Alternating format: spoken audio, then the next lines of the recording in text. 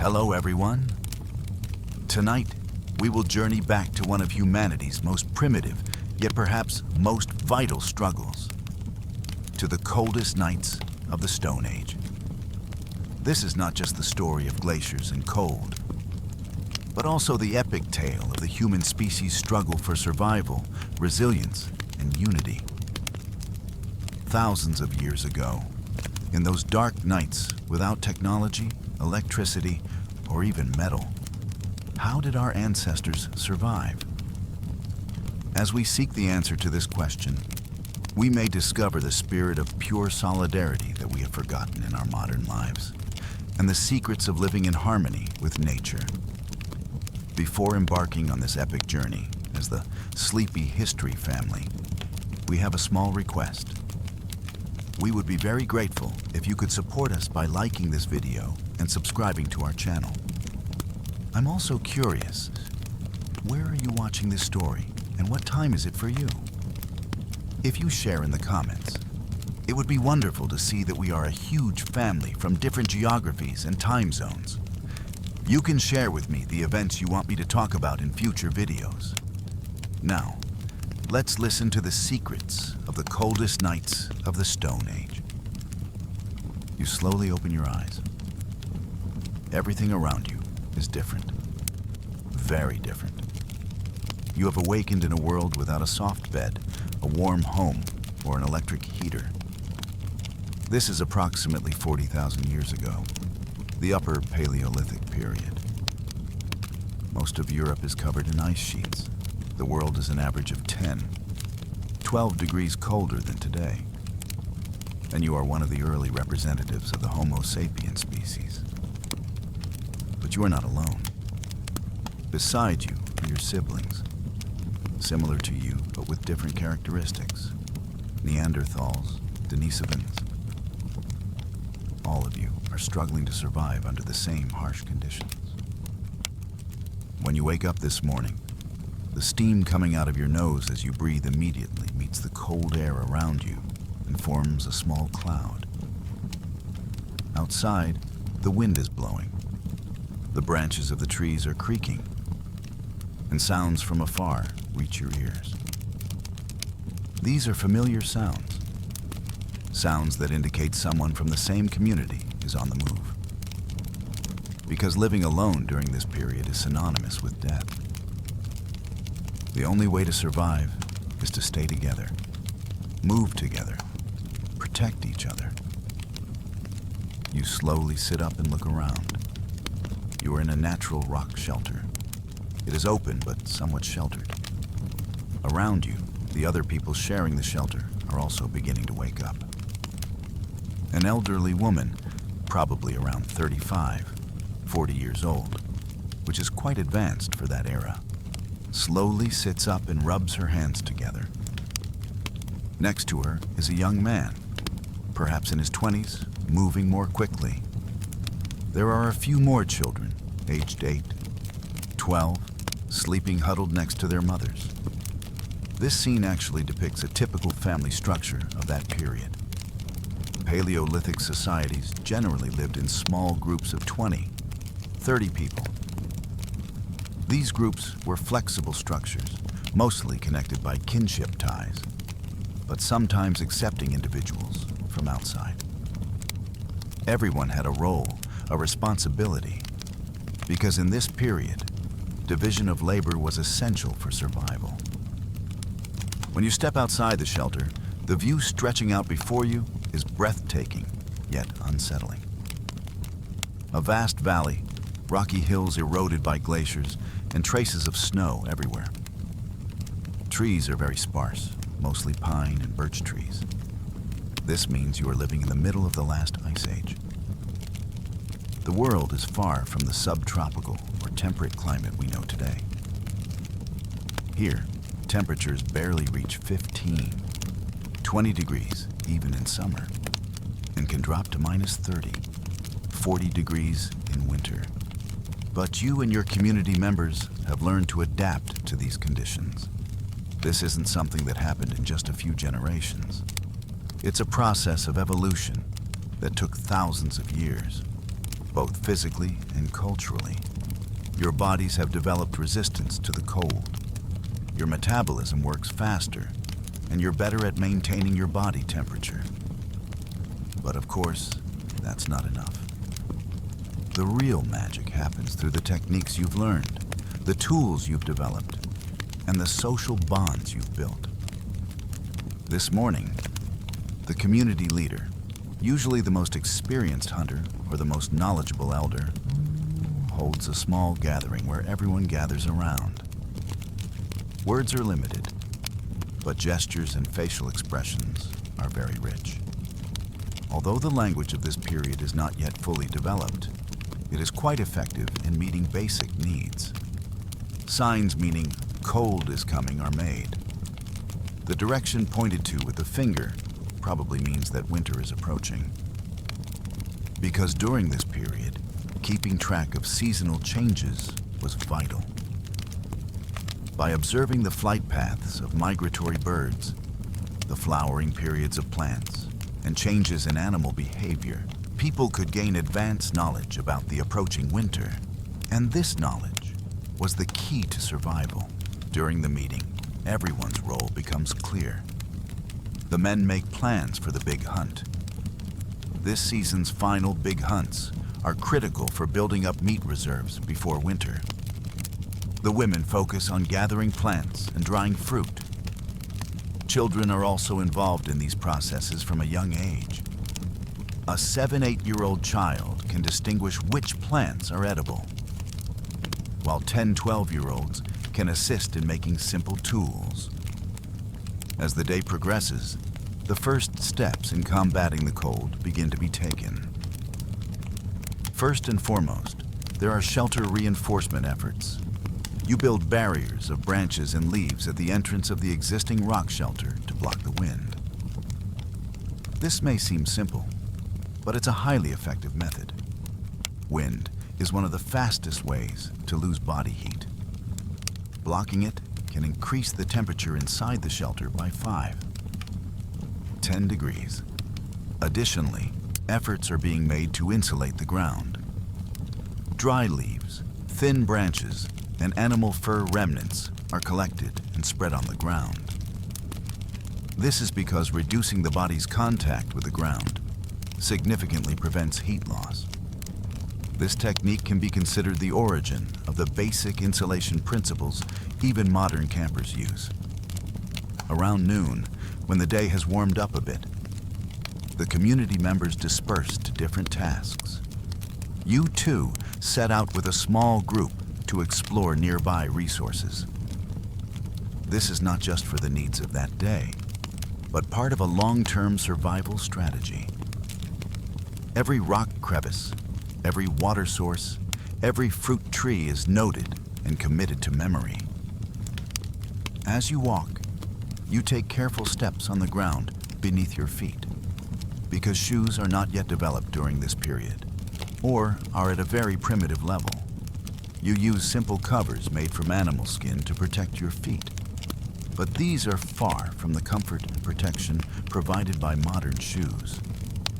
With every step, the cool sensation from the cold ground rises up your legs. During your search, you make important discoveries. Nearby, you notice the entrance to a small cave. The cave has the potential to be used as a winter shelter. Upon entering, you find a cool but wind-protected environment. The walls are dry, and the ceiling is high enough. This could be a life-saving alternative shelter on cold nights. You also see a large sycamore tree nearby. Around the tree, there are dried fruits and nut-like food remains on the ground. This indicates that the area is rich in food sources. During the winter months, such resources will be vital. In the afternoon, when you meet up with the rest of the group, you see that everyone has made different discoveries. One person has found a water source nearby. Another has discovered a natural windbreak made of large rocks. Yet another has identified an area with plenty of dry wood. All this information is added to the group's shared memory. As evening approaches, one of the last tasks of the day is preparing the fire. Fire was the most critical element for survival in the Paleolithic era.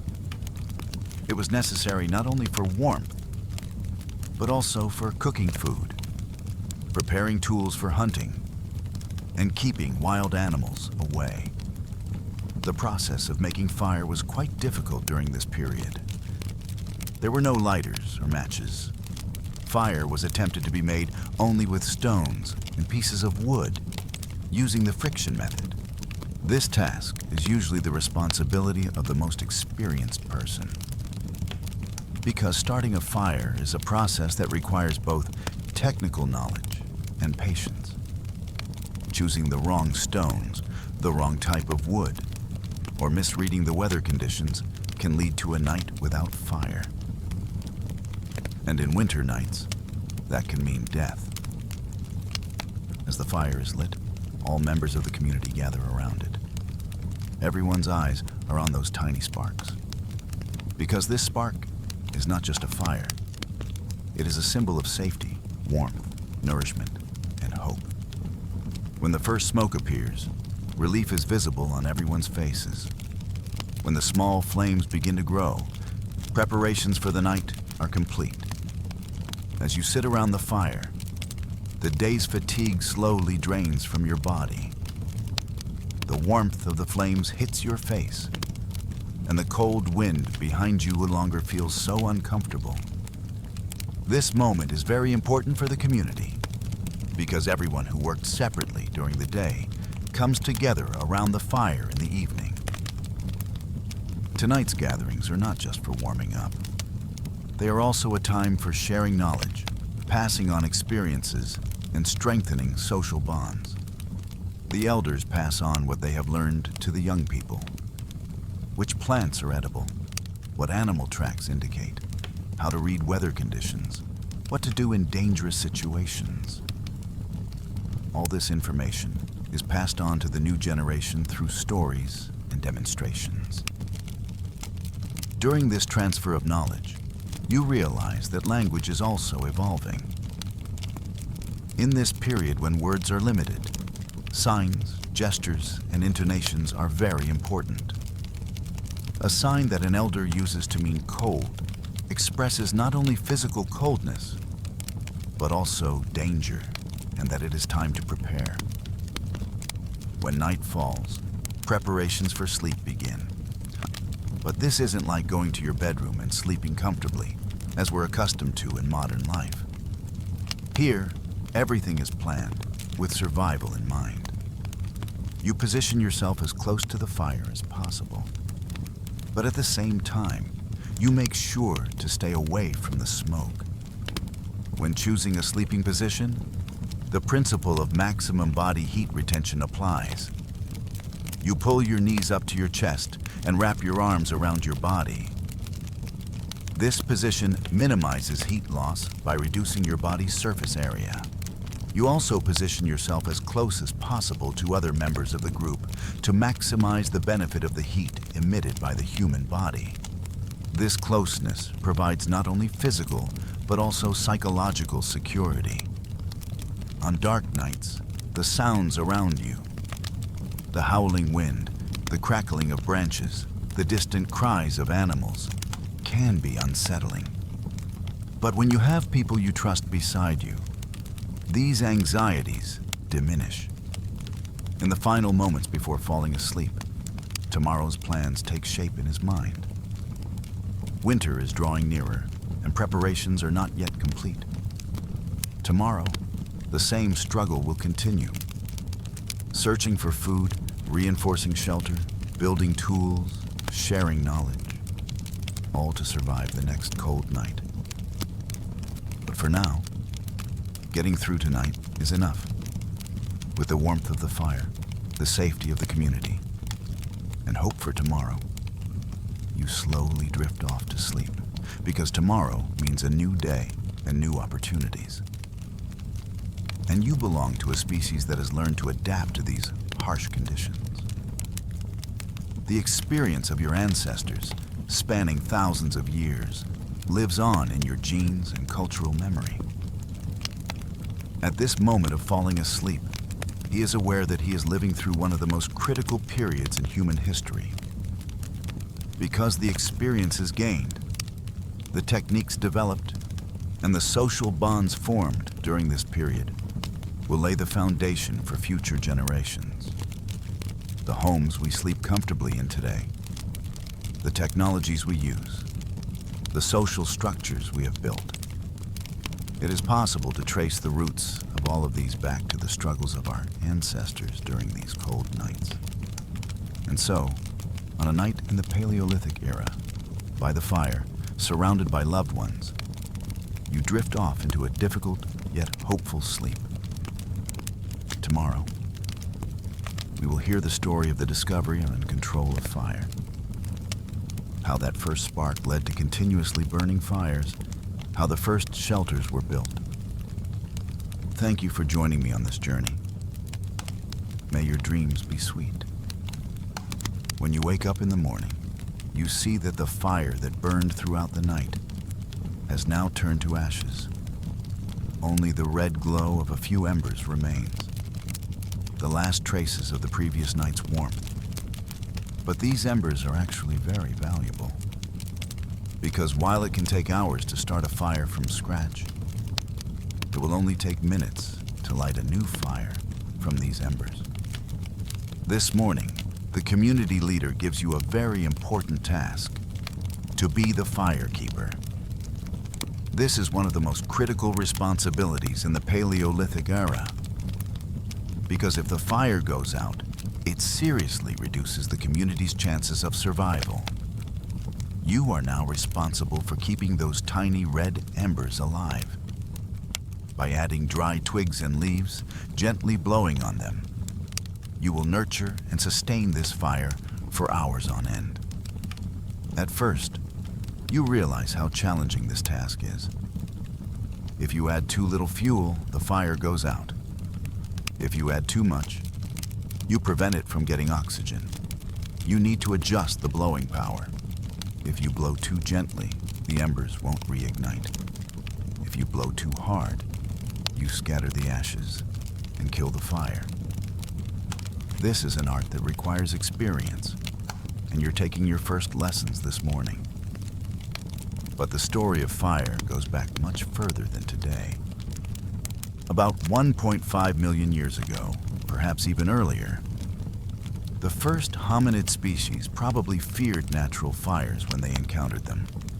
Forest fires caused by lightning strikes, volcanic eruptions, spontaneously flaming peat bogs. These could be situations caused by the first encounters with fire. In those early encounters, fire was perceived as both a fascinating and terrifying force. It drove away large animals, lit up the night like day, and provided warmth. But it also burned, caused pain, and destroyed everything when uncontrolled. The first human's understanding of this power and learning to control it was perhaps one of the greatest turning points in human history. Today, sitting by the fire, you think about this long story. You rub the two flint stones together, trying to ignite the dry leaves with the sparks. This is a process that must be repeated thousands of times.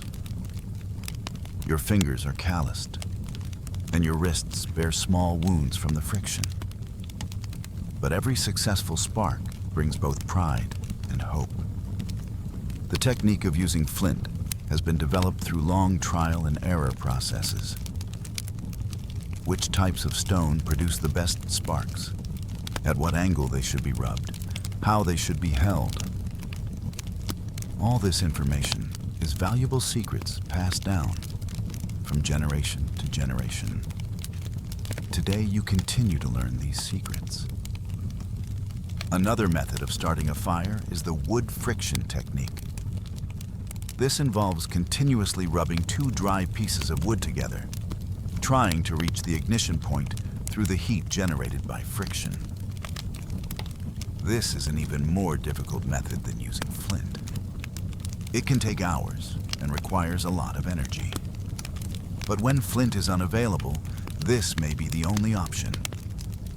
This morning, you watch community members trying the wood friction technique. An old man continuously rotates a thin branch against a piece of wood with a hollow in it. His hands move very quickly, sweating profusely, but he doesn't stop. Occasionally, you see thin smoke coming out of the hollow. This is a sign that the wood is approaching its ignition point. Finally, a small ember forms. The man carefully transfers it to the pile of dry leaves and begins to blow gently. Everyone watches silently because this is a critical moment. Even the slightest breeze could extinguish this tiny ember. But the man is experienced. He perfectly adjusts the strength of his breath, the amount of leaves, and the timing. And finally, a small flame rises. At that moment, the happiness visible on everyone's faces shows what the fire means to this community. It's not just warmth. It means safety, life, hope. Everyone gathers around, reaching their hands toward the fire, feeling its warmth. After learning how to control the fire, the next step is to keep it burning continuously. Because starting a fire from scratch every day wastes both time and energy. During this period, a fire watch system was developed. During the day, different people take turns monitoring the fire, while at night, specially assigned individuals stay awake to ensure the fire does not go out. You are now part of this system. At noon, fire watch is your duty. Even when the sun is at its peak, you sit by the fire. You gather dry branches and leaves from the surrounding area, creating a fuel reserve. You monitor the wind direction, because a sudden shift in the wind could extinguish the fire or spread it dangerously. During this process, you begin to learn about the behavior of fire. You discover which types of wood burn for a long time and which ones burn quickly. You learn that oak wood stays hot for a very long time, while pine wood catches fire quickly but burns out fast. You notice that dry leaves catch fire quickly but go out quickly, while green branches produce smoke but are hard to burn. At the same time, you understand that fire does not just provide warmth. The light from the fire illuminates the dark corners of the cave. This is very important at night, because in the dark, there is both the risk of wild animal attacks and a high probability of accidents. By the light of the fire, you can do simple tasks, prepare tools, and engage in social interaction. In the afternoon, other activities begin to take place around the fire. Women dry the plants they have gathered near the fire. This both preserves the plants for longer and increases their nutritional value. Men harden their hunting tools in the fire. By holding spearheads over the fire, they make the wood more durable. Meanwhile, the children are playing games around the fire. But these are no ordinary games. The game of putting small pieces of wood into the fire and taking them out again is actually a process of learning fire control. They learn how long each piece of wood burns, which ones give off more light, and how to carry them safely. During these games, minor accidents occasionally occur. A child gets too close to the fire and gets burned.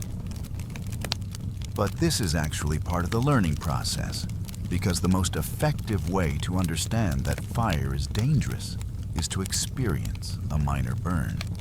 Community members do not punish the child in such situations. Instead, they teach them how to be more careful. As evening approaches, activity around the fire intensifies. This is because it is time to cook. Cooking techniques in the Paleolithic era were very simple but effective. Pieces of meat were placed directly near the fire or cooked on hot stones, Plants were softened by the heat at the edge of the fire. This cooking process is crucial, not only for flavor, but also for health. Cooked food is easier to digest and is rid of harmful microorganisms. During this period, eating raw meat often led to illness. Controlling the fire significantly improved nutritional quality. During meal preparation, delicious aromas begin to waft around the fire. The smell of sizzling meat, the aroma of plants cooking in the smoke. These are not only appetizing, but also elements that bring community members together. Everyone gathers around the fire, preparing to share the day's food. This moment of sharing is one of the most important moments in Paleolithic societies, because food sharing is not only a physical necessity, but also a ritual that strengthens social bonds. The male returning from hunting shares the meat he has hunted with the community. The gatherers make what they have found available to everyone. In this sharing system, everyone's share is mostly determined by their contribution. However, groups that are unable to be productive, such as the elderly, the sick, and children, are not neglected. The necessary shares are allocated for them to sustain their lives. This is a beautiful example of the social solidarity system of that era. When eating, you try to make the most of the heat from the fire. The warmth of the food increases the heat in your body. At the same time, hot food aids digestion and increases energy efficiency. During this period, eating hot food provides a double benefit in terms of both nutrition and warmth. After the meal, it's time to relax around the fire. These are the most comfortable moments of the day. Your stomach is full, your body is warm, and there are trustworthy people around you. At times like these, conversations begin among the community members. In simple language and with gestures, they share the events of the day. During these conversations, important information is also shared. Which animals have been seen in which areas, which plants have ripened, observations about the weather. All of this is added to the community's memory. This sharing of information plays a very important role in making plans for the next day. Occasionally, stories about the past are also told during these conversations. Older members share their experiences, stories of big hunts, experiences of surviving harsh winters, how dangerous moments were overcome. These stories are both entertaining and educational. Younger members learn from these stories, gaining experience for future situations. As the night progresses, activity around the fire slows down. But the fire never goes out, because nighttime is the most dangerous time. Wild animals are mostly active at night. The light and heat of the fire keep them away. In addition, sudden changes in weather conditions at night also require the heat of the fire. You observe how the night shifts are organized. Teams of 2 take turns guarding the fire in 3 4-hour periods. While one person monitors the fire, the other watches the surroundings. This way, the fire never goes out, and safety is constantly ensured. This system is both effective and fair. Everyone shares this responsibility in turn. You too are on duty during your first night shift. The hours around midnight have a very different atmosphere. All around you is just the crackling of the fire and the distant sounds of nature. The howling of the wind, the rustling of leaves, the occasional sounds of animals. These sounds, though unsettling at first, become familiar over time. During the night shift, you observe the fire's behavior more closely. In the cool of the night, the warmth of the fire feels much more precious. the dance of the flames, the red glow of the embers, the slow rise of the smoke. These fill the night with a hypnotic beauty. In these quiet moments, you think about the place of fire in human history. Thanks to this fire, you can survive cold nights, cook food, ward off dangerous animals, and strengthen social bonds. Fire has become one of the most important elements that sets you apart from other animal species. At the same time, you notice the technologies that developed around fire. The stones used to make fire began to be shaped more effectively. Simple tools used for preparing wood were developed. Stones placed next to the fire began to function as a heat storage and reflection system. You sit quietly by the fire with your shift partner, discussing these technological developments. Of course, there is no complex language yet, but you can communicate with gestures and simple words. You share which type of stone retains heat better, which wood arrangement burns longer, and how to protect yourselves from the wind direction. Throughout the night, the fire never goes out. Sometimes the flames shrink, sometimes they grow, but they burn constantly. It's like a symbol of the community's continuity. Each new day is a continuation of the previous one. Each new fire is the heir to the previous one. This continuity creates a sense of trust and stability among the community members. As morning approaches, it's time for the shift change. The new team wakes up from sleep and prepares to take over the duty. You feel proud of yourself for successfully getting through the night. The fire never went out under your watch. Safety was ensured, and the warmth was maintained. This first night shift experience teaches you a lot. You understand that the fire is not just a tool, but also the heart of the community. All the life around it is nourished by its warmth and light. Social relationships, technological developments, cultural transmission. Everything happens around the fire. When morning comes, the fact that the fire is still burning is comforting for everyone, because it guarantees that the new day will begin with the same warmth and security. And you are happy because you are an important part of this process. Your role as firekeeper makes you a valued member of the community. This morning, we will delve into the depths of cave life in tomorrow's story. We will discover how people lived in those closed, sheltered spaces, how the warmth of the cave walls was preserved, and how communal life was organized. Sleep well. See you tomorrow. When he woke up this morning, it was much colder outside. The steam coming out when he breathed was much denser than on previous days and lingered in the air for a long time. This was a clear sign that winter was fast approaching. The community leader gathered everyone around him and made an important announcement. It was time to move into the cave. The cave you discovered yesterday will be your new home today. But this is not a simple moving process. Making the cave livable requires serious preparation. First, you need to clean the inside of the cave. Rock fragments, animal droppings, accumulated leaves, maybe even small rodent remains. Everything must be cleaned up. When you first enter the cave, it looks quite dark inside. But once you light a torch and bring it inside, you see that it's actually quite a spacious area. The ceiling is about 4 meters high.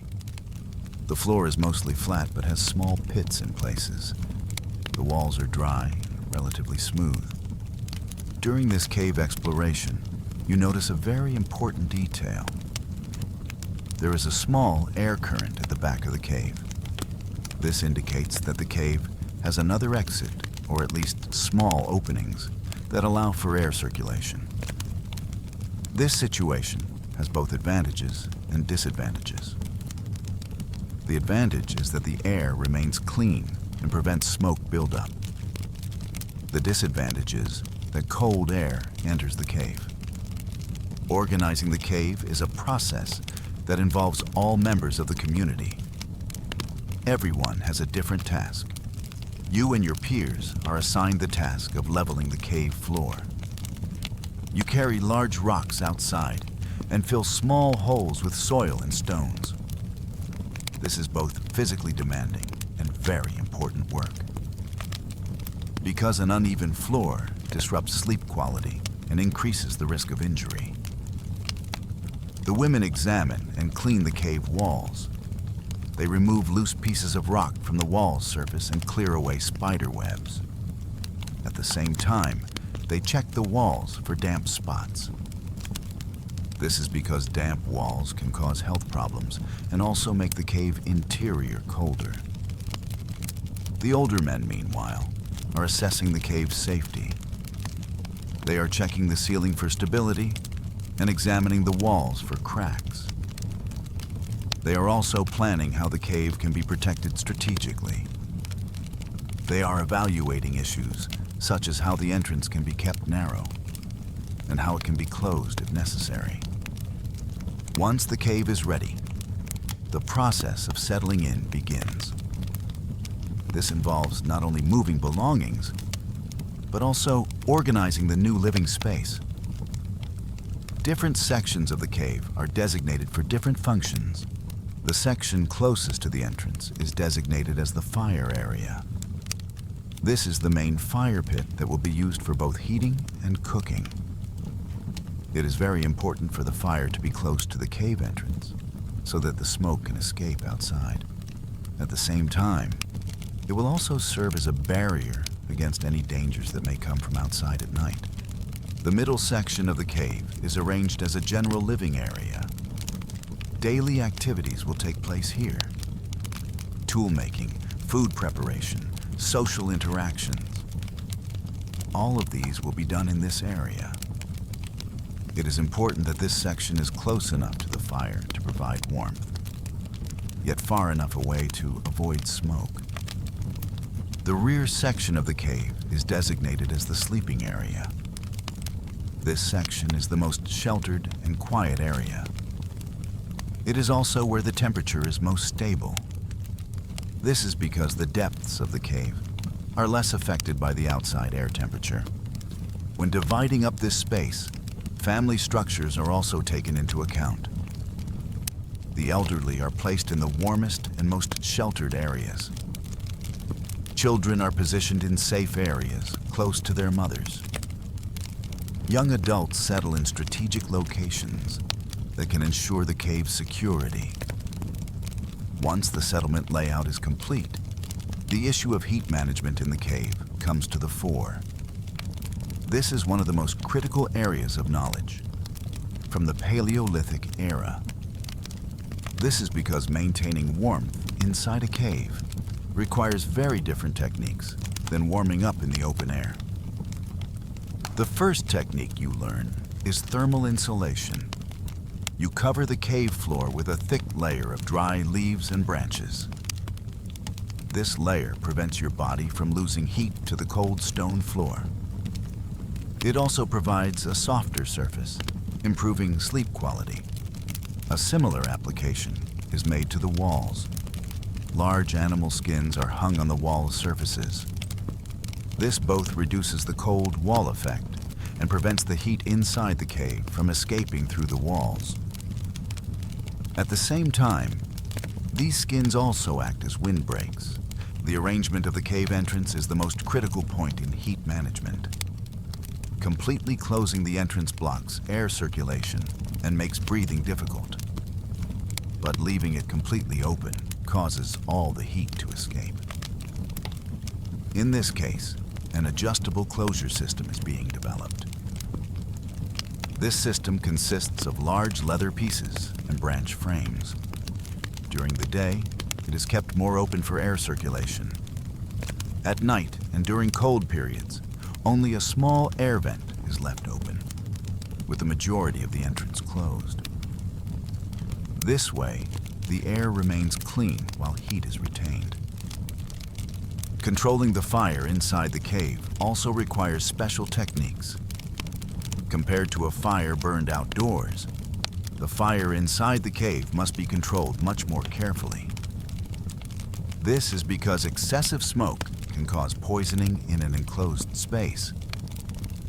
Insufficient fire, on the other hand, does not provide adequate heating. To achieve this balance, different types of fuel are tested. Dry, hard wood burns for a long time, but produces little smoke. Soft wood ignites quickly, but burns out fast. Leaves provide instant heat, but produce a lot of smoke. The appropriate fuel mixture is prepared for each situation. The placement of the fire inside the cave is also very important. If the fire is too close to the cave entrance, most of the heat will escape outside. If it is too far inside, there will be a smoke problem. The ideal location is a few meters inside the entrance, where smoke can easily escape, but the heat can spread throughout the cave. In addition, a stone frame is built around the fire. These stones both prevent the fire from spreading uncontrollably and serve as heat storage. The stones, which are hot during the day, slowly release heat at night, maintaining the cave's temperature. This stone heating system is one of the most effective heating technologies of the Paleolithic era. Large, flat stones are placed around the fire and heated for hours. These hot stones are then carried to different parts of the cave, especially in sleeping areas. These hot stones serve as foot warmers. The first night in cave life excites everyone, because it is a very different experience from open-air shelters. The acoustic properties of the cave interior reflect sounds differently. Conversations sound more echoey. The crackling of the fire creates echoes on the walls. These acoustic properties also affect social interactions. When talking inside the cave, tone of voice becomes more important. Because of the echo, speaking loudly can be annoying. This contributes to the development of a softer and more controlled communication style. On the first night, while the cave's temperature balance is being established, everyone is very careful. The fire is constantly monitored. The air quality inside the cave is observed. It is checked whether there is any smoke accumulation, because smoke poisoning in an enclosed space is a very serious risk. As the night progresses, the advantages of the cave begin to emerge. Wind noises from outside are much less audible inside the cave. This means a more comfortable sleep. The temperature is much more stable compared to open-air shelters. There are no sudden drops in temperature. However, the difficulties of cave life also become apparent. The enclosed space creates a feeling of confinement in some people. Those who are used to open spaces in particular may feel uncomfortable at first. To overcome this, it is necessary to take regular breaks outside the cave. Additionally, air circulation inside the cave requires constant attention. Too many people breathing in the same enclosed space can lower the oxygen level. To prevent this, regular air exchange is ensured. On the second day of cave life, routines begin to form. The first task in the morning is to check the fire. The embers that survived the night are revived, and new fuel is added. Then, the daily cleaning of the cave interior is carried out. Dirt and leaf fragments brought in from outside are cleaned up. This cleaning process is important not only for hygiene, but also for heat efficiency. This is because foreign substances on the cave floor can disrupt heat transfer. A clean and tidy floor improves heat distribution. During the daytime, different activities are carried out in different areas of the cave. Near the entrance, Fire control and food preparation take place. In the middle area, vehicle construction and repair work is carried out. In the back area, rest and social interaction continue. This use of space increases the cave's thermal efficiency. This is because each area can be heated according to its function. A larger fire is kept going while food is being prepared, while a smaller fire is sufficient during rest periods. The cave walls are not only used for heat insulation, but also as storage space. The natural protrusions and hollows in the walls are ideal places for storing small items. Stone tools, small pieces of fuel, and valuable objects are kept here. This wall usage also helps maintain order inside the cave. Having everyone's belongings in specific places reduces the risk of loss and makes the living space more organized. On the third day of cave life, the interior organization becomes even more detailed. Sleeping areas are customized according to personal preferences. Everyone makes small adjustments to make their sleeping space more comfortable. Additional insulation materials, softer floor coverings, small storage areas for personal belongings. This personalization process shows that the cave is not just a shelter, but also a home. Everyone shapes their own living space according to their preferences. This is very important in terms of psychological comfort, because the sense of personal space provides moral support in stressful conditions. Social life inside the cave also develops unique characteristics. Living together in a confined space for a long time creates different social dynamics. People begin to get to know each other's habits more closely. While this sometimes creates compatibility issues, it generally strengthens solidarity. Especially in the evening hours, social life inside the cave is at its peak. Gathered around the fire during these hours, the experiences of the day are shared. Explorations, observations, plans made outside. All are discussed in the warm atmosphere of the cave. During these social interactions, the cave's acoustic properties are put to good use. Storytelling becomes much more compelling due to the cave's echo. Sounds bounce off the walls, creating a much richer auditory experience. Children adapt very quickly to the cave environment. For them, it is a safe and warm playground. Different corners of the cave become different play areas. Wall protrusions become climbing areas. Flat areas become places for running and playing. However, the children's safety inside the cave is constantly monitored. Areas close to the fire can be dangerous for children. For this reason, safe play areas are designated for children and boundaries are set.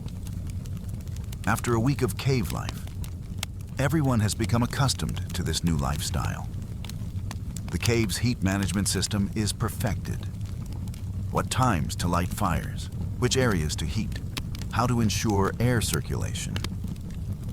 Everything becomes routine. This routine is not only technical, but also a social system. Everyone's role and responsibility within the cave becomes clear. Fire tending, cleaning, security, meal preparation.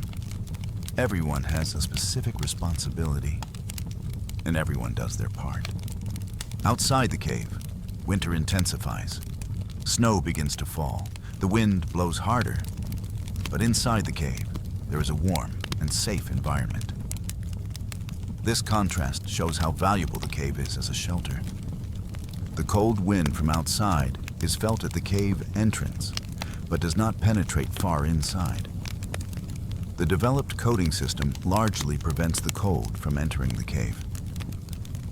Only the minimum opening necessary for clean air circulation is left. This balancing act requires constant attention. When weather conditions change, the degree to which the cave entrance is closed is also adjusted.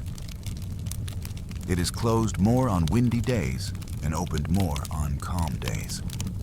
After 10 days of life inside the cave, this system is now working perfectly. Everyone has learned how to get maximum benefit from different corners of the cave. Heat distribution has been optimized, air quality is maintained, and social life has been organized.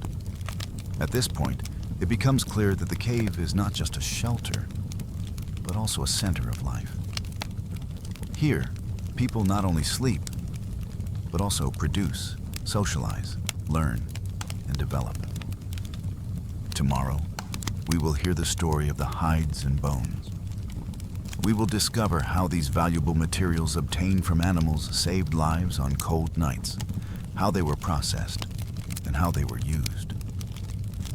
In the warmth of this cave, we can sleep peacefully. See you tomorrow. When you wake up this morning, you realize it's snowing outside, from the light seeping in through the cave entrance. The first snowflakes are a sign that winter has truly begun. But you and your community friends are prepared for this situation. Thanks to the warm furs covering your bodies, the leather covers on your feet, and the fur hats on your heads, you are able to cope with the cold. The story of these garments actually dates back months. It's the story of the big hunts that took place at the end of summer and the beginning of autumn. Back then, not only the meat of each hunted animal was valuable, but also its skin, bones, and internal organs. Nothing was wasted. Everything had a purpose in terms of survival. You also remember your first big hunting experience last month. You remember how excited you were when hunting a large deer. But then you observed how meticulously every part of that animal was processed. The skin processing was as important and difficult a process as the hunt itself. You remember that day? After returning from the hunt, they immediately began the skinning process. This is a very delicate process because one wrong cut could damage the skin and render it unusable. Experienced hunters, using sharp stone knives, carefully separated the skin from the animal's flesh. During this skin removal process, you learned that every movement had a reason. Where to start on the skin, which direction to cut, which sections to work on more carefully. All of this was knowledge passed down through generations. The wrong technique meant ruining valuable skin. After the skin was removed, the cleaning process began. This was perhaps the most difficult and time-consuming stage. The pieces of flesh, oil residues, and blood stains remaining on the inner surface of the skin all had to be meticulously cleaned. Special stone scrapers were used for this process, and the cleaning took hours. You too had joined in this work and learned how it was done. At first, you faced the risk of tearing the skin with a stone scraper in your hand. If you pressed too hard, the skin would tear. If you pressed too lightly, the dirt wouldn't come off. Finding this balance was a skill that required experience. After the cleaning process was complete, the skin softening process began. This was one of the most important technologies of the Paleolithic era, because untreated skin would become very hard and unusable after drying. But skin softened with the right techniques would be both flexible and durable. One of the techniques for softening leather involved using the animal's own brain. This sounded very strange at first, but it was a very effective method. The animal's brain contained natural enzymes that soften the leather fibers. The brain was spread over the leather and left for hours. Another method was to stretch the skin continuously. This was a physically demanding but very effective technique. The skin was constantly pulled, twisted, and stretched by two people. This process broke the skin fibers, making them flexible. This work, which lasted for hours, was done collectively. During these processes, it was also planned which parts of the hide would be used for what purposes. The thickest parts were set aside for shoes and outerwear. The medium thickness parts were used for general clothing items. The thinnest parts were saved for rope making or delicate work. Your opinions were also taken into account during this planning process. This was because the young members were the ones who would use this information in the future. Learning how each piece of leather could be used was a very important survival skill. In addition to the leather processing process, bone processing technology was also highly advanced. The bones of hunted animals were used for many different purposes. Long bones were used as spear shafts. Flat bones were turned into scraping tools. Small bones were made into needles and piercing tools. You had also closely observed the bone processing process. How the bones were broken, shaped, sharpened. Each stage had its own unique techniques, and each stage required patience and skill. Bone breaking was performed using special techniques. Randomly broken bones yielded useless pieces. However, bones broken at the right points and at the right angles could be transformed into highly functional tools. This knowledge was a valuable skill passed down through generations. Sharpening bones was also done using special stone tools. The bone was slowly shaped by rubbing it against the stone. This process could take hours, but the resulting tool was highly functional. This morning, as you wake up in the cave, you think about the story of the leather garments that cover your body. The leather tunic you are wearing was obtained from that great deer hunt. After months of processing, it had now become a valuable garment that protects you from the cold. The making of this leather tunic was a very complex process. First, plans were made for how the pieces of leather would be cut. Shapes suitable for the human body were drawn, and marks were made on the leather. Then, these shapes were cut out with sharp stone knives. Joining the cut pieces of leather also required special techniques. Metal needles did not yet exist during this period. Instead, thin needles made of bone were used. Animal tendons or thin leather strips were used as thread. The sewing technique was a very patient task. Each stitch was done by hand, and great care was taken to ensure it was perfect. This was because weak stitches reduced the durability of the garment and could lead to the risk of freezing to death.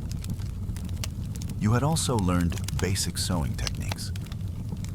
At first, using the bone needle was very difficult. It kept slipping, pricking your fingers, and you lost control. But over time, you learned the correct grip technique. Now you could do small repairs yourself. You learned that leather garments provided not only warmth, but also protection. When walking through the brush, leather pants protected your legs from scratches. When moving through tree branches, the leather tunic protected your body from injuries.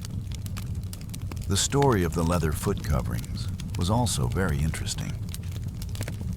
These were specially prepared to fit the shape of the foot.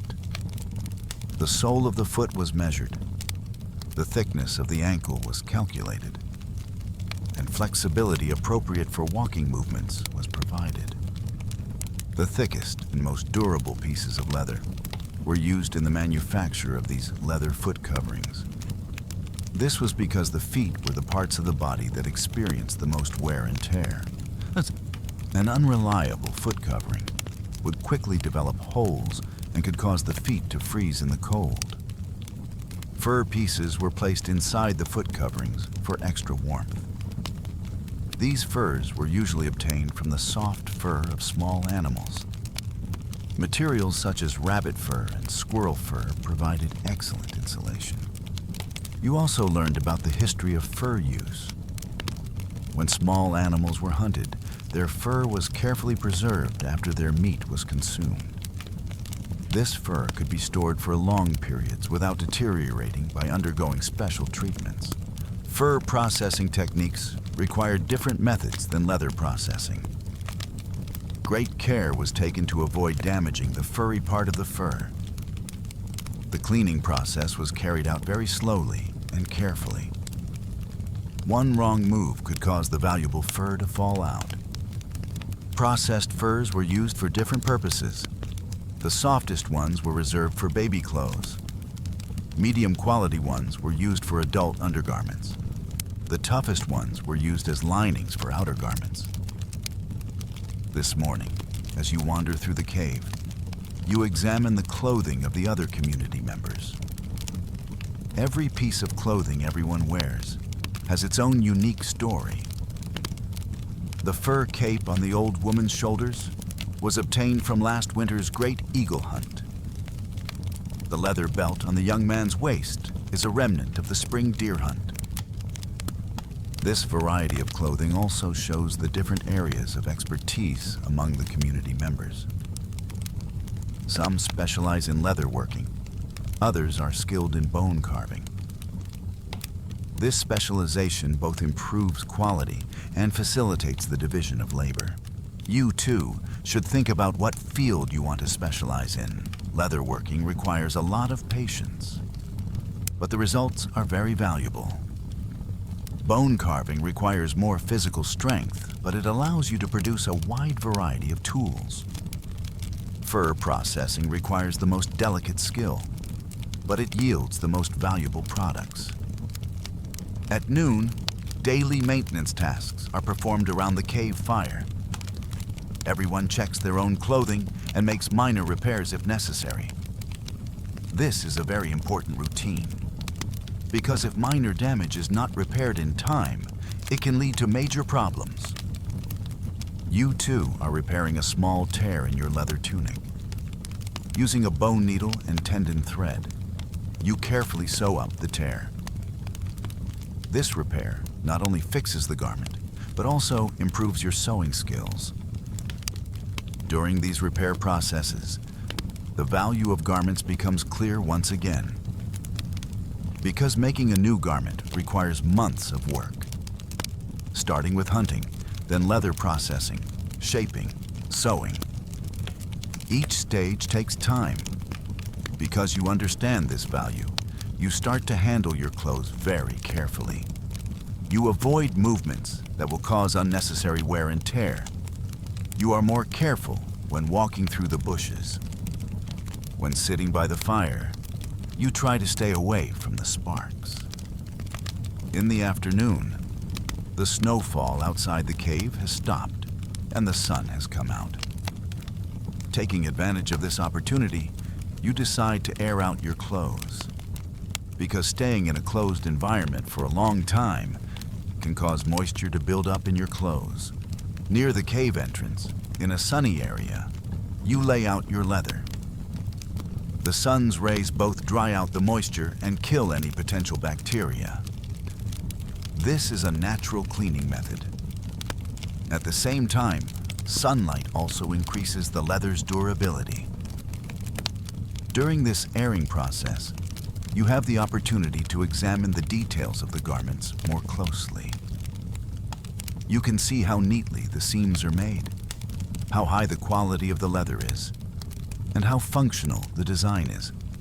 In particular, you appreciate the craftsmanship at the seams where the leather pieces are joined.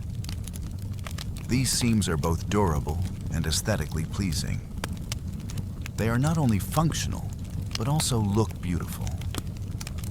This demonstrates that the aesthetic understanding of Paleolithic humans was also advanced.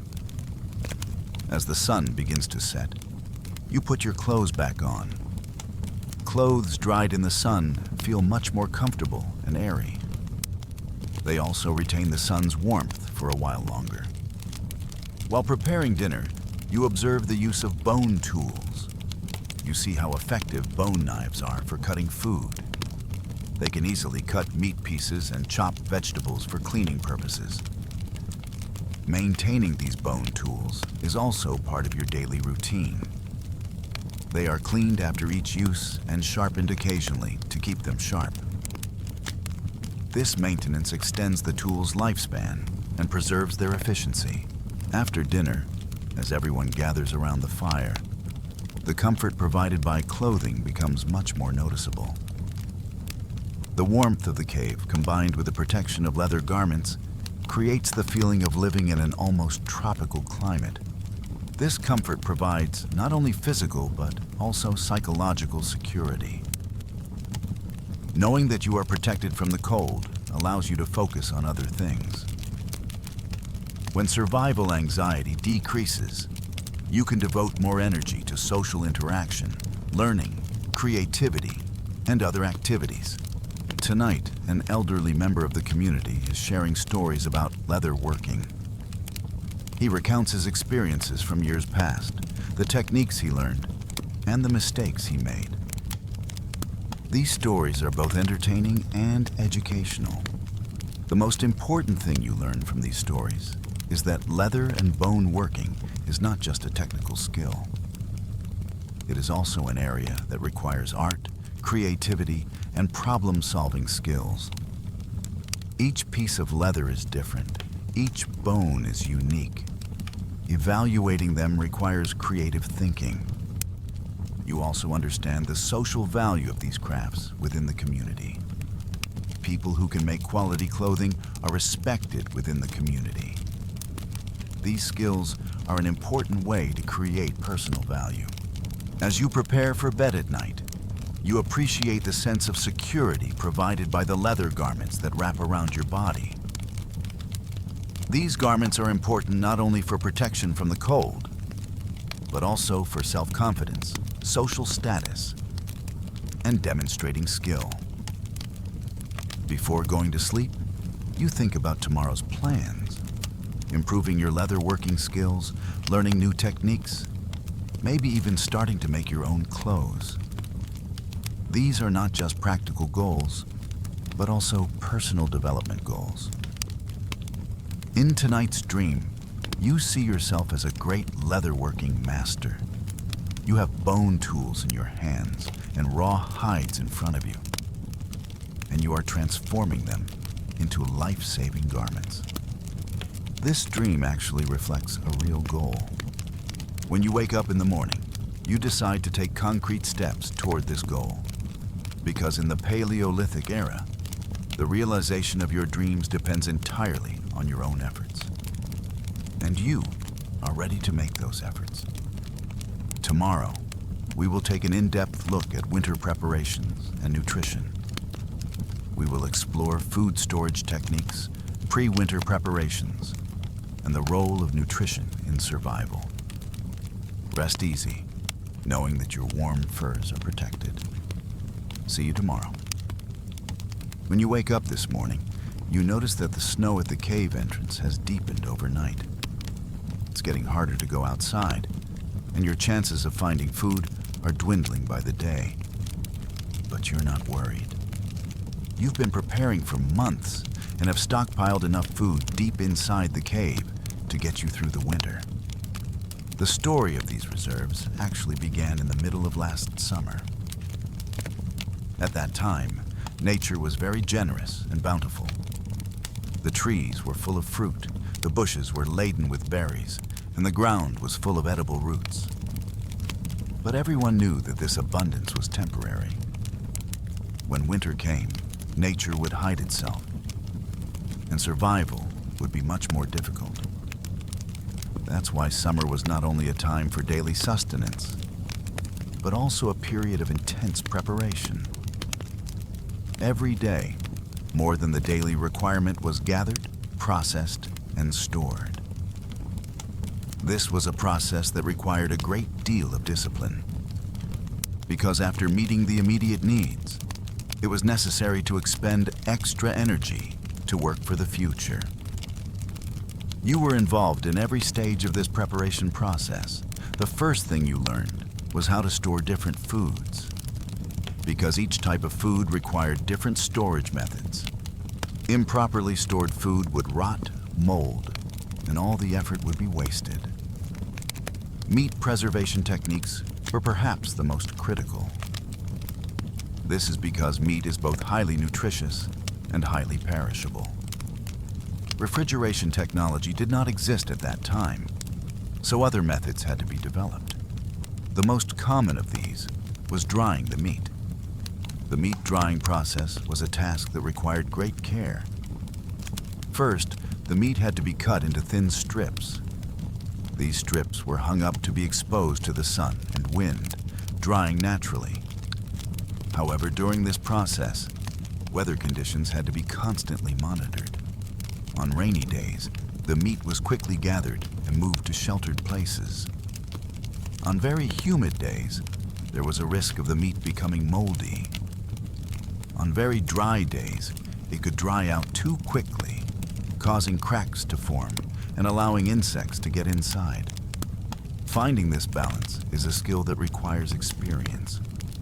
You made many mistakes in your first meat drying experience.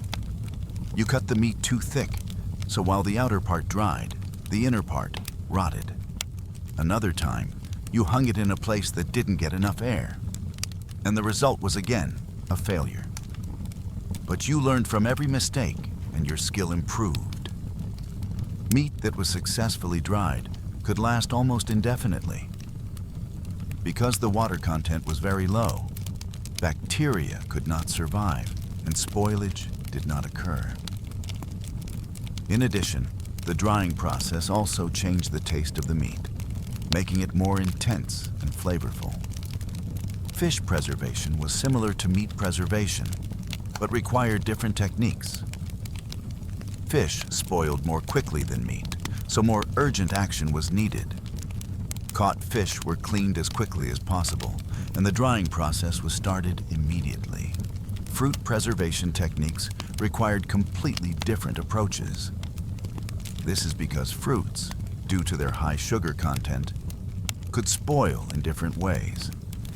The most common method was to dry the fruits in the sun. This increased the natural sugar concentration and reduced the chances of microorganisms surviving. Grape drying was a very common practice. Grapes were dried while still on the vine, turning them into raisins. This process both extended their shelf life and produced a very tasty snack. In winter, these raisins became a valuable source of energy. Other fruits were processed in a similar way.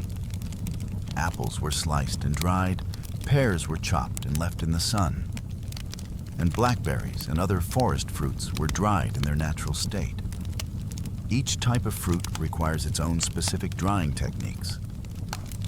Nuts such as walnuts and hazelnuts were easier to store. This was because their natural shells protected them from spoiling for a very long time. These types of nuts could be stored in dry places and consumed throughout the winter. Gathering these hard-shelled fruits was one of the busiest activities of autumn. Everyone would gather hazelnuts, walnuts, chestnuts, and other fruits that had fallen under the trees. This gathering was usually done competitively, and whoever gathered the most felt proud. Root vegetables were also very important food sources. Potato-like roots, carrot-type plants, members of the onion family. These could stay fresh for a long time because they were naturally preserved underground.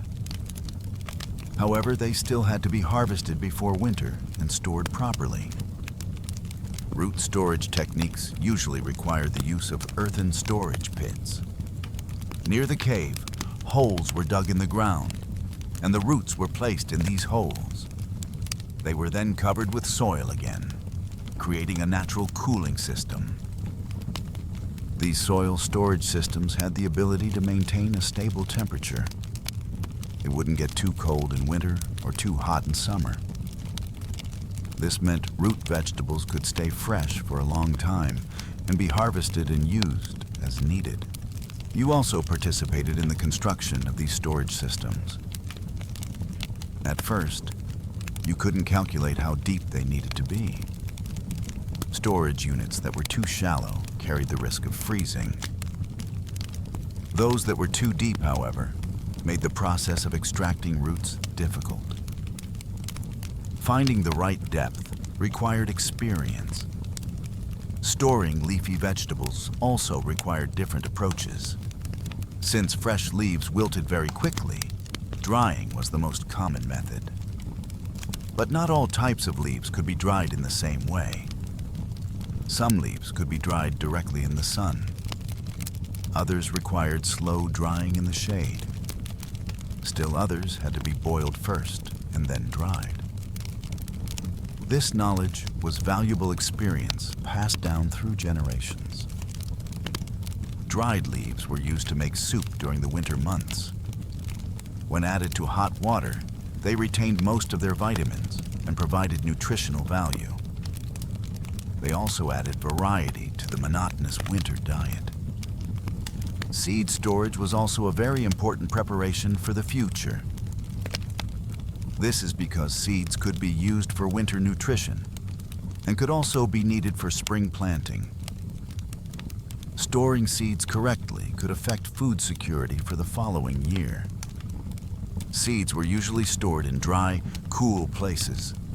They had to be protected from moisture and placed where insects could not reach them.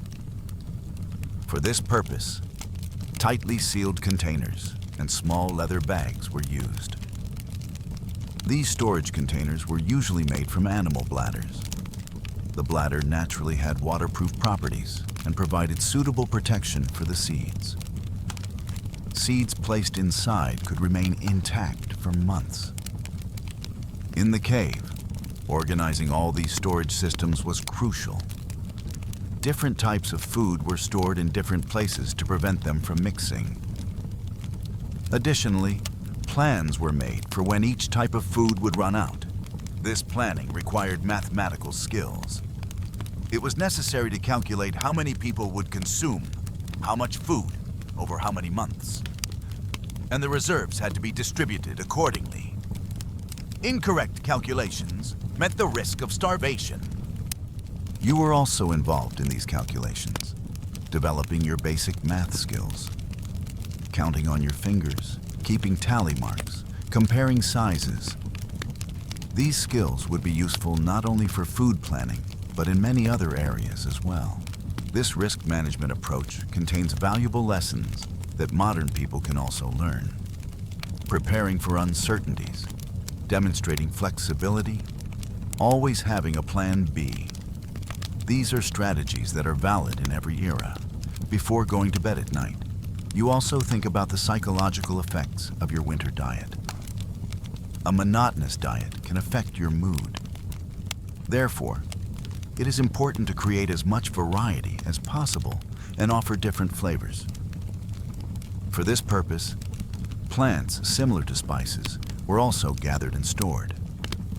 Wild onions, various herbs, aromatic leaves. These add different flavors to meals and break the monotony of eating. Tonight in your dream, you see yourself reconnecting with nature as spring arrives. Green plants, flowers, fresh fruits. After the hardships of winter, the bounty of spring seems very valuable. But for now, you have to make do with your current reserves. And these reserves are the fruit of your hard work in previous months.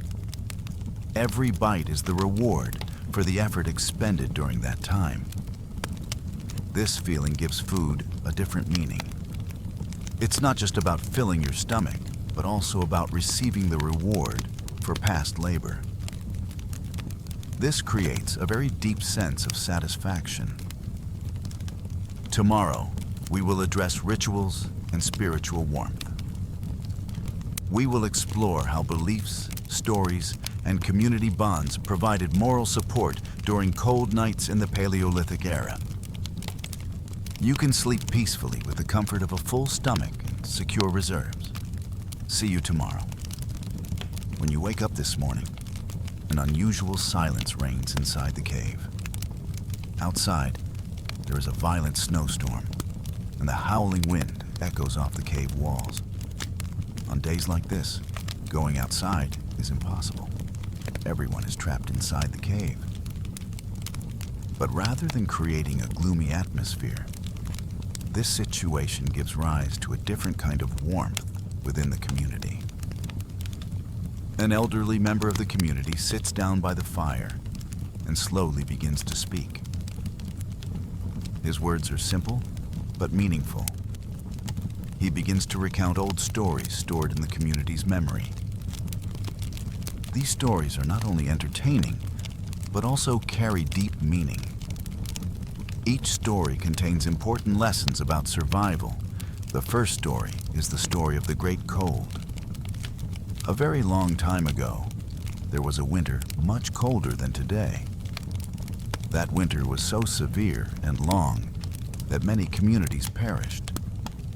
But some managed to survive through unity and solidarity. The message of this story is very clear. No one can survive alone. Solidarity is essential. As you listen to this story, you follow not only the words, but also the narrator's tone of voice, gestures, and facial expressions. Because in this period, storytelling is a highly developed art. The narrator does not just recount events, but also draws the listeners into the story. Changes in tone emphasize different emotional moments in the story. Their voice lowers when describing dangerous moments and rises when describing hopeful ones. Their hand movements bring the characters' actions to life. Their facial expressions reflect the emotions they are describing. This performance, combined with the acoustic properties of the cave walls, creates a mesmerizing effect. The sound reflects off the walls, creating a multidimensional experience. It feels as if the characters in the story are living inside the cave. The second story is about the discovery of fire. It tells how early humans encountered fire, how they feared it, and then how they learned to control it. This story emphasizes the feelings of courage and curiosity. It conveys the message that learning new things requires taking risks. As you listen to these stories, you notice that children are very attentive. For them, it's not just a story, it's also an education. They learn survival skills, values, and rules through these stories. At the same time, adults are also affected by these stories, because each narration is slightly different. The narrator adapts the stories according to their mood that day and the audience. In this way, even familiar stories take on new meanings. As noon approaches, the storytelling comes to an end. But after this activity, the atmosphere inside the cave has completely changed. People feel closer, more connected. The shared stories have created a common identity. This sense of shared identity reduces the psychological effects of cold winter days, because people begin to see themselves not just as individuals, but as part of a larger story.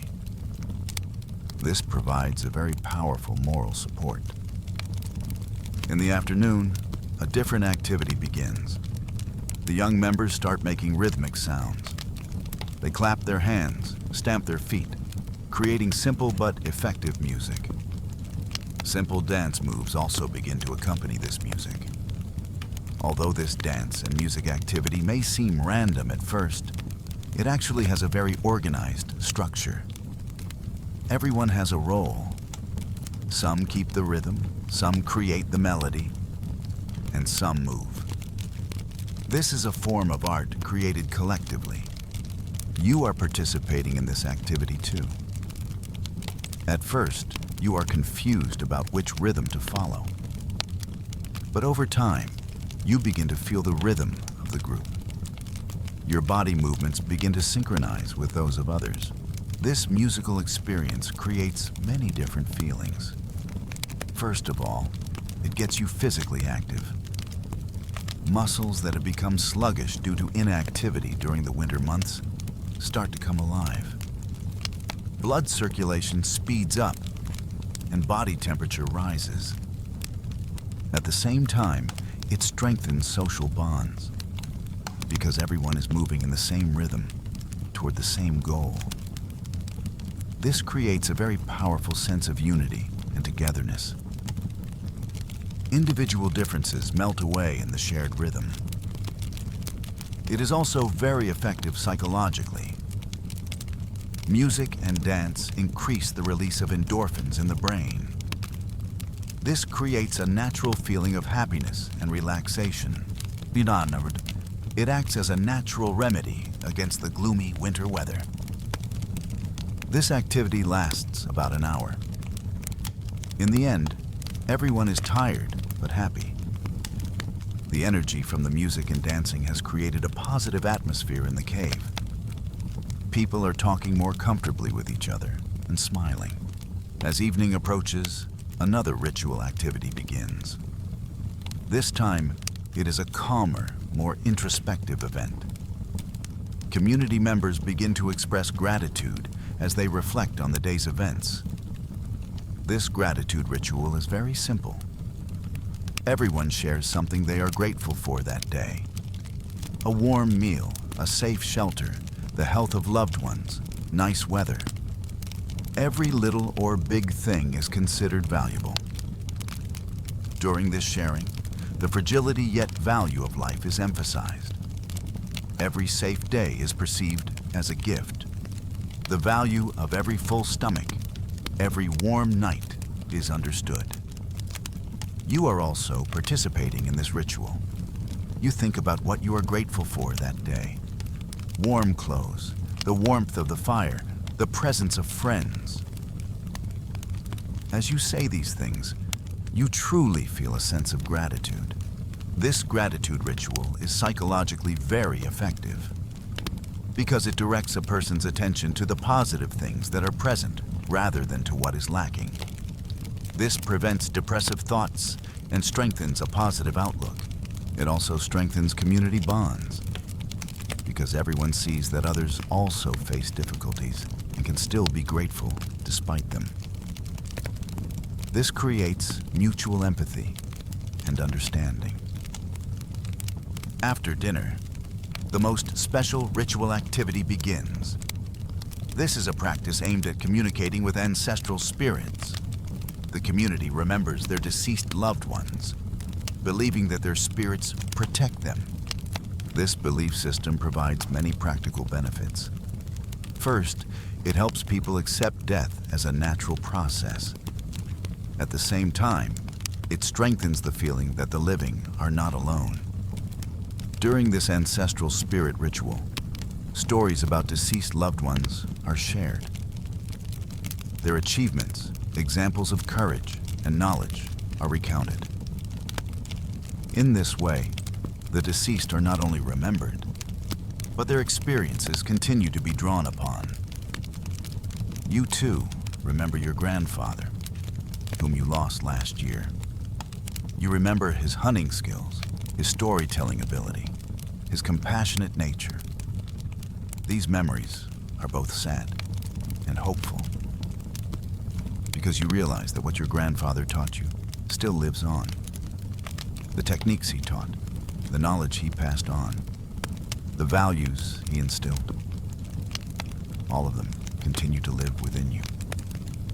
This creates a kind of feeling of immortality. This ritual of ancestral spirits also serves to keep the community's history alive. Because as the story of each deceased person is told, the community's history is also shared. This ensures cultural continuity.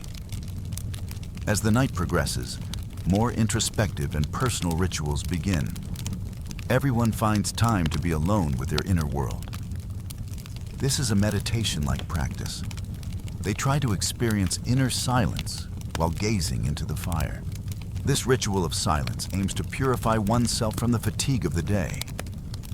The tensions, anxieties, and physical exhaustion experienced during the day begin to dissolve.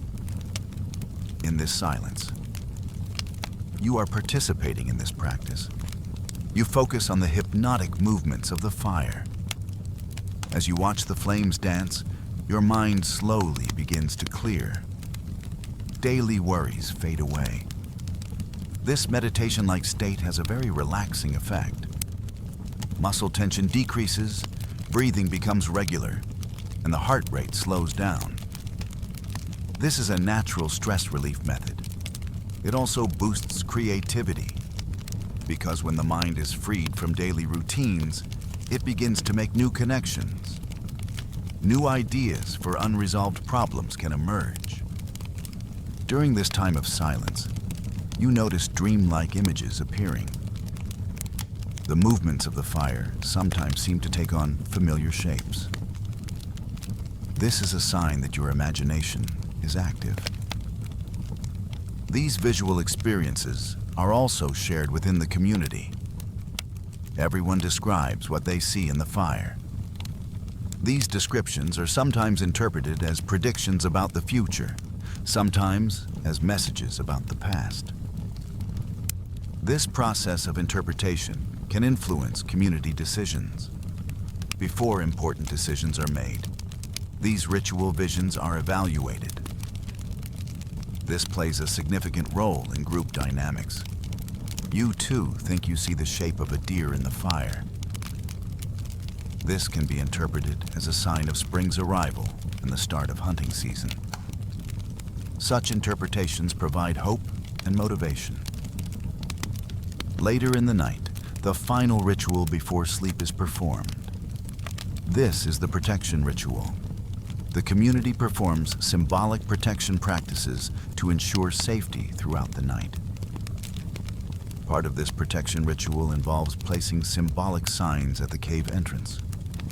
Small stone arrangements, twig weavings, special drawings. It is believed that these signs will keep evil spirits away. At the same time, personal protective charms are also being prepared for everyone. Small bone fragments, beautiful stones, dry leaves. It is believed that these will protect the person from evil. These amulets provide psychological reassurance. Whether they have a real protective effect is not important. What matters is that the person feels safe. This allows them to sleep more comfortably. You too prepare a small protective charm for yourself. You combine a beautiful stone, a dried leaf, and a small bone fragment. You place these next to your sleeping area. While preparing this talisman, you feel that you are also activating your own inner power. Because this ritual means taking on the responsibility of actively protecting yourself, rather than passively waiting for protection. Once all these rituals are completed, the atmosphere inside the cave has completely changed. The gloom and anxiety that began in the morning have given way to peace and security. People feel closer and more connected to one another. The common effect of these rituals is to strengthen community identity. Everyone shares the same beliefs, performs the same practices, and embraces the same values. This creates a very strong sense of belonging. At the same time, it increases the ability to cope with uncertainty. This is because rituals bring order to a seemingly chaotic world. Activities with specific rules, specific times, and specific meanings provide predictability. This predictability is very important for psychological security. People feel comfortable in situations where they know what will happen. Rituals provide this predictability. As you prepare for bed, think about how powerful today's ritual experiences have been. The gloomy day that began with a snowstorm in the morning has turned into a feeling of togetherness with the evening rituals. This transformation demonstrates the power of rituals. Material conditions haven't changed. The snowstorm is still raging. The cold weather persists. But the psychological state is completely different. Tonight in your dream, you see a mixture of all these rituals. Story characters, musical rhythms, visions of fire, stories of ancestral spirits. All together, they create a colorful and meaningful dream world. This dream is actually a sign that your subconscious is processing everything that happened during the day. The psychological effect of rituals is not limited to the moment they are performed. They are processed at a deeper level through dreams. When you wake up in the morning, you feel much more rested and positive. The effect of the rituals has also improved the quality of your sleep. This allows you to face the next day with more energy. Tomorrow, we will experience the peak of winter. We will discover the story of the coldest night, the moments when community solidarity reached its highest level. With the spiritual strength these rituals provide, we can overcome those difficult times. See you tomorrow. When you wake up this morning, you find yourself in a situation very different from your usual awakenings. The temperature inside the cave is lower than it has ever been.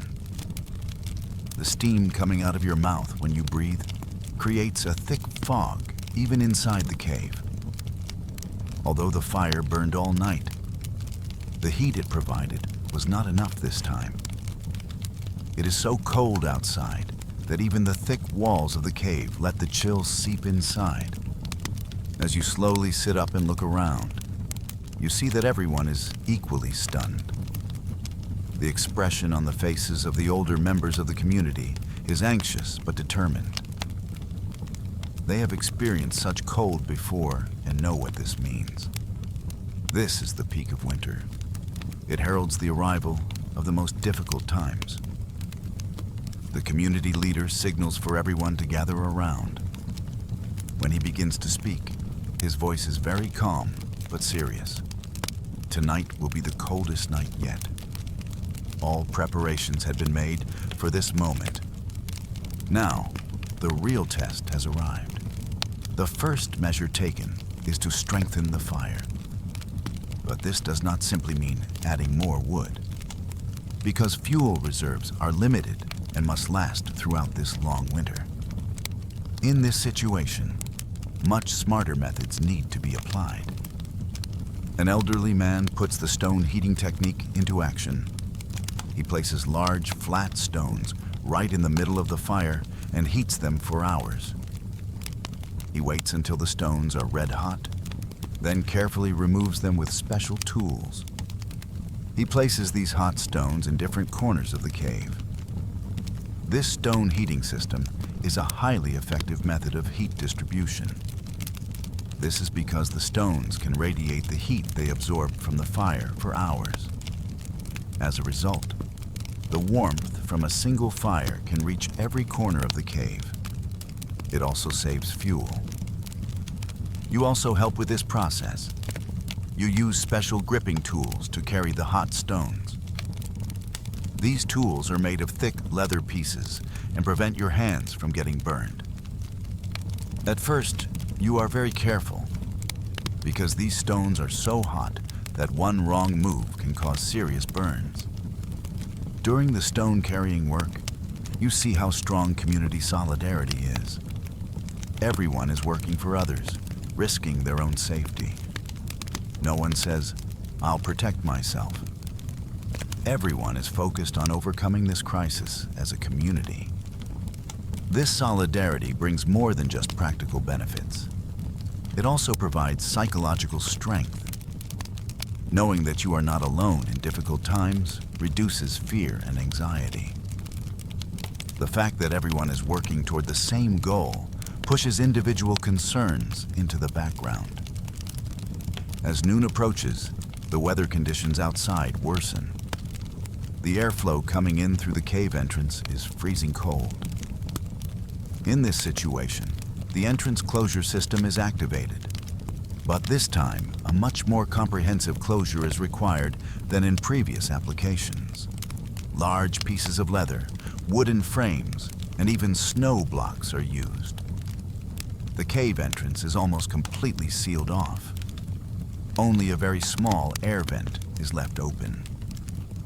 This aims to ensure minimum air circulation while maximizing heat retention. During this sealing process, air quality is monitored very carefully. This is because excessive sealing can cause oxygen deficiency. This is a very dangerous situation. Maintaining this balance requires both technical knowledge and constant observation. You are part of this monitoring team. Your job is to track the air quality inside the cave. You check whether there are any difficulties in breathing or symptoms such as dizziness. This responsibility forces you to be very careful, because misjudgment can create a risk for the entire community. It is necessary to strike a balance between the risks of extreme cold and lack of air. In the afternoon, the diet is also changed. While normally 3 main meals are eaten, on this special day, the diet switches to 5 smaller meals. This is a strategy aimed at keeping the metabolism fast and increasing body heat production. In addition, food choices are also specially planned. Foods high in fat are preferred. This is because fats burn in the body and produce a lot of heat. Foods such as dried meat, nuts, and walnuts are prioritized. During this dietary change, ensuring everyone receives an equal share is also carefully planned. Because at this critical time, fairness is very important. No one can receive fewer heat-producing foods than others. You are helping with this food distribution. You are carefully measuring everyone's share. This task requires mathematical skills. At the same time, it also develops a sense of social justice. During this process, the elderly and children in the community receive special attention. This is because they are more vulnerable to extreme cold. The elderly have slower metabolisms, and children have lower body mass. Therefore, extra precautions are taken for them. The elderly are placed in the warmest corner of the cave. Extra layers of fur are placed over them. Warm stones are placed right next to them. Children are held in their mother's arms so that they can benefit maximally from body heat. This special care reflects community values. The strong protect the weak. This is not only a moral approach, but also a practical necessity. Because the elderly are a treasure trove of knowledge, and children are the future. As evening approaches, the cold intensifies. Now, even the breath exhaled inside the cave immediately freezes. This situation requires everyone to be extremely cautious. Every movement is planned to minimize energy loss. Tonight, normal ritual activities cannot be performed. This is because movement causes heat loss. Instead, everyone remains as still as possible. Body positions are chosen with a focus on heat conservation. But in this situation, different methods come into play to maintain social bonds. Everyone sits as close together as possible. Body heat is shared. This provides both practical warmth and psychological support. In this close seating arrangement, conversations are kept very quiet. Speaking loudly consumes energy, but not speaking at all can lead to a decline in morale. Finding this balance is crucial.